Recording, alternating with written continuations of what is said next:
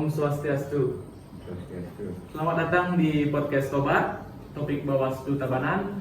Dan hari ini kita kedatangan narasumber yang sangat spesial sekali. Beliau adalah wartawan senior, Ketua Persatuan Wartawan Tabanan, serta CEO dari portal berita online Bali Top News. Beliau Doni Darmawan.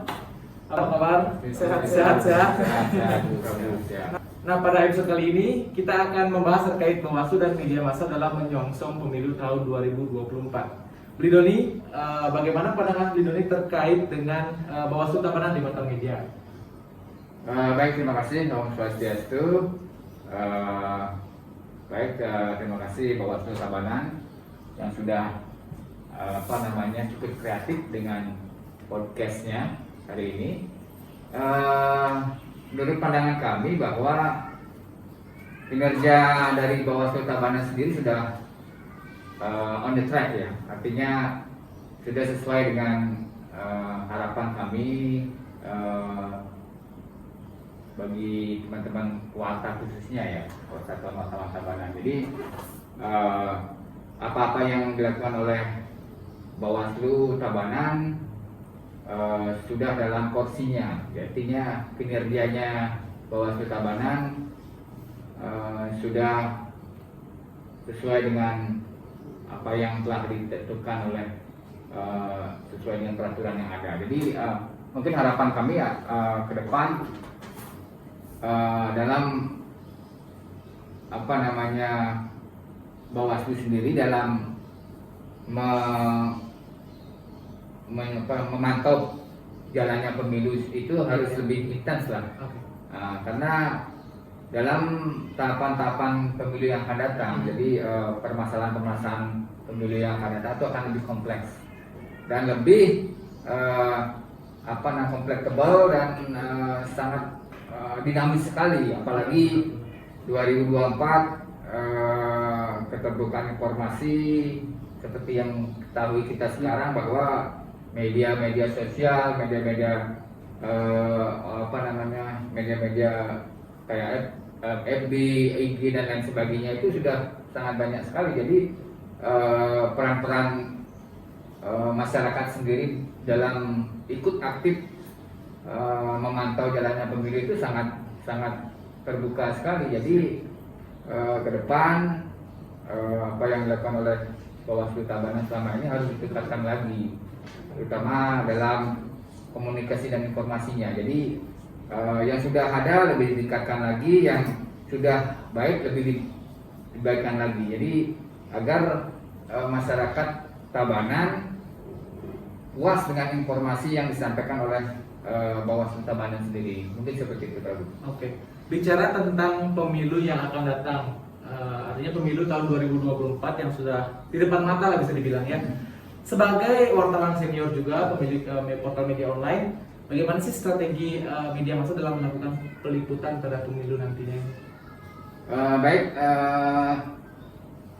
Sejatinya sih media-media itu punya strategi masing-masing ya. Artinya di dalam peliputan berita ya, kita punya politik redaksi namanya, politik redaksi masing-masing sesuai dengan apa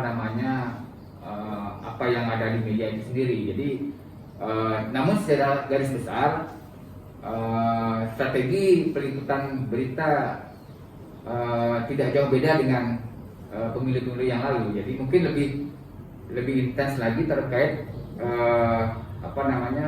peliputan yang sifatnya cepat.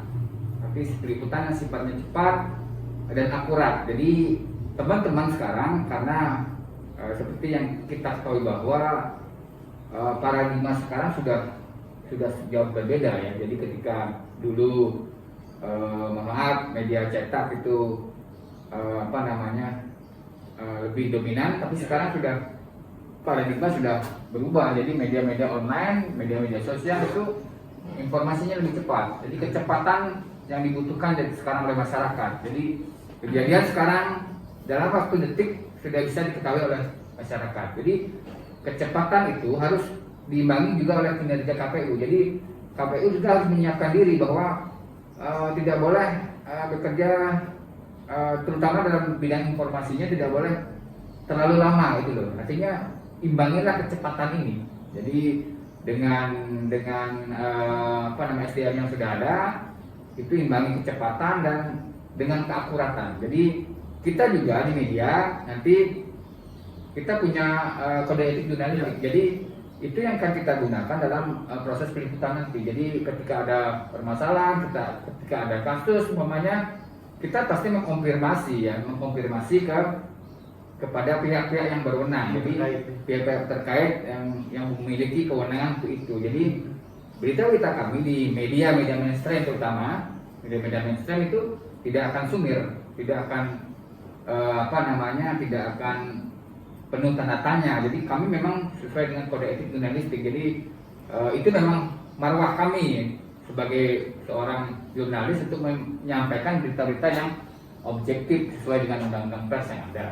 Mungkin seperti itu. Oke deh. Nah, berbicara soal pemilu 2024, sebagai wartawan apa sih harapannya Beli Doni terkait dengan pemilu ini dalam konteks pemberitaan, informasi-informasi yang didapatkan, apa sih harapannya dari Beli Doni? Oke, Bang Si. Harapan kami sebagai media, sebagai jurnalis itu ada informasi-informasi yang akurat ya, informasi-informasi yang akurat, yang kredibel, yang bisa dipercaya, yang bisa nanti akan kami gunakan sebagai bahan pemberitaan. Jadi bahan-bahan itu harus disiapkan dengan matang oleh humas, terutama humas Bawaslu. Jadi apapun itu harus disiapkan dengan matang, harus disiapkan dengan dilengkapi dengan foto atau gambar atau video ya. Jadi teman-teman yang ingin mendapatkan informasi jadi dapat dimudahkan gitu, dan ini memang sebagai tugas pokok sebagai seorang humas ya, humas atau divisi pemberitaan atau apa yang namanya di Bawaslu itu suatu tugas pokok yang harus dilakukan. Jadi itu harus sesuai dengan apa adanya, sesuai dengan kejadian yang di lapangan yang memang nanti pasti akan diganggu terus oleh teman-teman media. Karena teman-teman media bekerja kan 24 jam. Iya. Kita 24 jam dan setengah malam pun kita akan pasti minta data. Mungkin kita telepon Pak Tua atau divisi yang lain, nanti kita telepon atau Prabu sendiri yang kita mintain data, mungkin siap diganggu kan gitu. Artinya karena peristiwa itu pasti 24 jam kan, itu kita yang dibutuhkan itu gitu. Jadi ketika ada sengketa atau ketika ada permasalahan apa, kecurangan atau apa, pasti kita akan minta klarifikasi di Bawaslu, ke Bawaslu maksudnya. Jadi kita minta klarifikasi, umpamanya ada foto atau apa, kita bisa minta ke sini. Ketika di sini juga ada foto dan data, jadi kita matchingkan dengan apa yang didapatkan oleh teman-teman media di lapangan. Jadi mungkin seperti itu. Oke. Yang terakhir nih, bicara dengan Humas Bawaslu Tabanan, yang kita kan sudah lama bersinergi juga seperti yang sahabat Bawaslu tahu, dengan media massa yang lain, dengan Bawaslu Tabanan sudah sering sekali bersinergi, bertukar berita, bertukar pikiran. Harapan kedepannya nih dengan adanya Humas Bawaslu Tabanan, dengan adanya media online Bali Top News tersebut, apa sih harapan ke depan untuk pemilu 2024?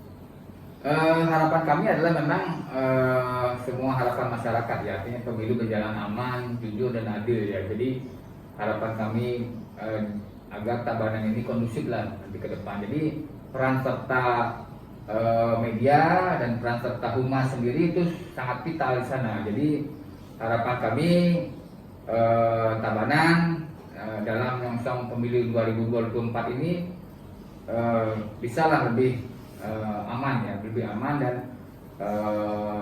terkendali. Jadi rasa aman dan nyaman masyarakat untuk ikut dalam pesta demokrasi ini biar terjaga. Jadi hasilnya pun akan dapat dipertanggungjawabkan ya.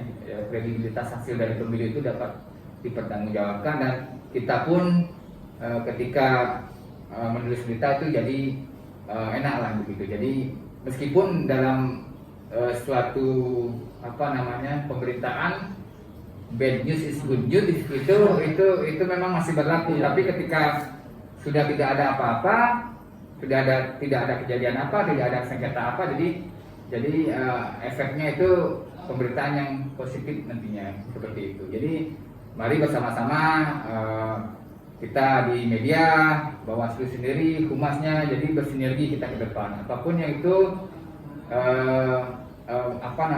ujungnya, muaranya adalah Pilkada Tabanan, Pilkada 2024 yang aman, jujur dan kredibilitas.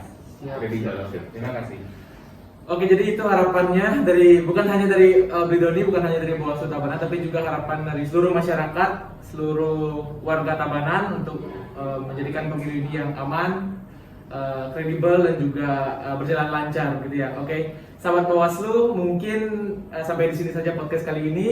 Terima kasih Bridoni sudah sempat untuk berbincang-bincang sedikit. Sama-sama. Dan bertemu lagi pada podcast Tobat episode selanjutnya. Saya Prabu Pursutama pamit. Sampai jumpa dan salam awas. Om Santi Santi Santi Om.